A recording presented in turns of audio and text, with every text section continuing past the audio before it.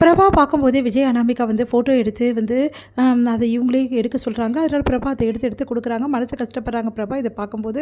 அடுத்து வந்து பிரபா வந்து வீட்டில் வந்து லோன்லியாக ஃபீல் பண்ணிட்டு உட்காந்துருக்காங்க. நினச்சி பார்த்துட்டு அந்த டைமில் கரெக்டாக வந்து என்ன பண்ணுறாரு விஜய் ஃபோன் பண்ணி, இந்த மாதிரி அனாமிகாவும் நானும் இருக்க ஃபோட்டோஸில் எது பெஸ்ட்டு ஃபோட்டோவோ அதை எனக்கு செலெக்ஷன் பண்ணி கொடு அப்படின்னு சொல்லிட்டு கேட்குறாரு.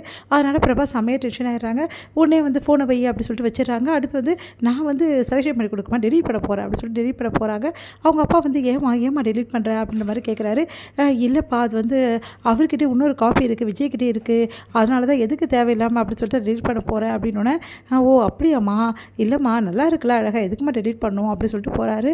நல்லா இருக்கு அழகா அப்படின்னு சொல்லிட்டு அந்த ஃபோட்டோ பார்த்து ஃபீல் பண்ணிகிட்ருக்காங்க.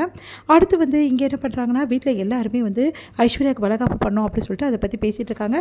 ரொம்ப கிராண்டாக பண்ணோம் அப்படின்னு சொல்லிட்டு இருக்காங்க. இதெல்லாம் பார்க்கும்போது மகாவுக்கு ஒன்றுமே புரியல. இந்த வளகாப்பு நடக்கவே கூடாது, நடந்தால் பெரிய பிரச்சனை ஆகிடும், எல்லாரும் முன்னாடி வந்து அவமானப்பட வேண்டியது இருக்கும். கண்டிப்பாக வந்து ஐஸ்வர்யா கர்ப்பம் என்னன்னு எல்லாருமே கண்டுபிடிப்பாங்க. அப்படி நடக்கிறனாலும் இவ்வளோ பேரை நான் ஏமாற்றிருக்கிறேன் அப்படின்னு சொல்லிட்டு என்னாலேயே இருக்க முடியாது, அதனால் நான் எப்படியாவது எல்லா உண்மையும் சொல்லியே தீரணும் அப்படின்னு சொல்லிட்டு முடிவெடுக்கிறாங்க. உடனே மகா வந்து எல்லாருமே வந்து பேசிகிட்டு இருக்காங்க. எப்படி நடத்தணுமோ அப்படி நடத்து மகா, உன்னோட விருப்பம், அக்காவோட வளகாப்பு எப்படி கிராண்டாக நடத்தணுமோ நடத்து அப்படின்னு சொல்லி சொன்னோன்னா, மகா வந்து உங்கள் எல்லாருக்கிட்டையும் நான் வந்து ஒரு விஷயம் சொல்லணும் அப்படின்னு சொல்கிறாங்க. அதிர்ச்சி அடைகிறாங்க. இல்லை என்ன விஷயமா அப்படின்னு சொல்லிட்டு கேட்கும்போது ஐஸ்வர்யா வந்து கையெடுத்து கும்பிட்றாங்க. தயவுசெய்து சொல்லிடாதன்றாங்க. சொல்லுமா, இந்த மாதிரி நல்ல நேரத்தில் நல்ல வார்த்தைகள் தான் நீ சொல்லுவேன்னு எங்களுக்கு தெரியும் அப்படின்ற மாதிரி சொல்கிறாங்க.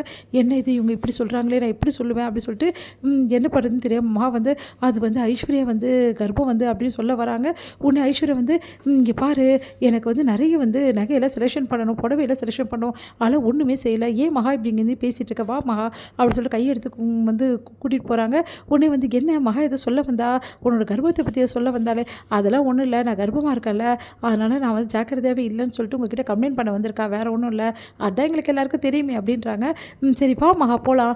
மகா இல்லை நான் எதுவும் சொல்ல வரணும், சொல்லிட்டு போகிறேன் அப்படின்றாங்க. அதெல்லாம் ஒன்றும் தேவையில்லை, வா வா அப்படின்னு சொல்லிட்டு கையை பிடிச்சி கூட்டிகிட்டு போயிடறாங்க உள்ள ரூமுக்கு. உள்ளே வந்து தாழிட்டு கேட்குறாங்க, என்ன ஆச்சு உனக்கு, ஏன் இப்படி பண்ணுற அப்படின்றாங்க. பின்ன என்ன ஆகணும், நீ எவ்வளோ நாள் தான் இதை மறைச்சி வைப்ப, இப்படியே மறைச்சி வச்சுட்டே இருக்க முடியும்னு நினச்சிட்டு இருக்கியா, இப்போ பாரு வளகாப்பு வரைக்கும் வந்துடுச்சு, எல்லாம் முன்னாடி வந்து அவமானம் ஆகிடும், அப்புறம் அவ்வளோதான், அதெல்லாம் ஒன்றும் ஆகாது, வளகாப்பு நடக்கட்டும், நான் வந்து வீட்டுக்கு வந்து போயிடுறேன், அதுக்கப்புறம் எப்படியாவது வந்து வீட்டில் போயிட்டு அபாஷன் ஆகிடுச்சு சொல்லி நாடகம் ஆடி மறுபடியும் நான் இங்கேயே வந்துடுவேன், எனக்கு எந்த பிரச்சனையுமே இருக்காது அப்படின்னு நம்ம சொல்கிறாங்க. இதுக்கு நீ ஒத்துக்கிட்டு ஆகணுன்றாங்க. அதெல்லாம் முடியவே முடியாது, நான் ஒத்துக்கவே மாட்டேன், புரியுதா, எல்லாரும் ஏமாத்துறது எனக்கு சுத்தமாக பிடிக்கல, தயவுசெய்து நான் சொல்கிறத கொஞ்சம் கேளு, எல்லாருக்கிட்டையும் உண்மையை சொல்லு, ஏன் உண்மையை மறைக்கிறேன், நான் சொல்லி தான் தீருவேன் அப்படின்றாங்க.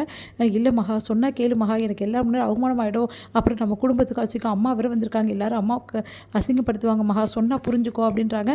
இங்கே பாரு, நீ என்ன நடந்தாலும் சரி, நான் உண்மையை வந்து மறைக்க மாட்டேன், சொல்ல போகிறேன் அப்படின்னு சொல்லிட்டு போகிறாங்க. என்ன இவ அப்படி சொல்லிட்டு யோசிச்சுட்டு இருக்காங்க ஐஸ்வர்யா.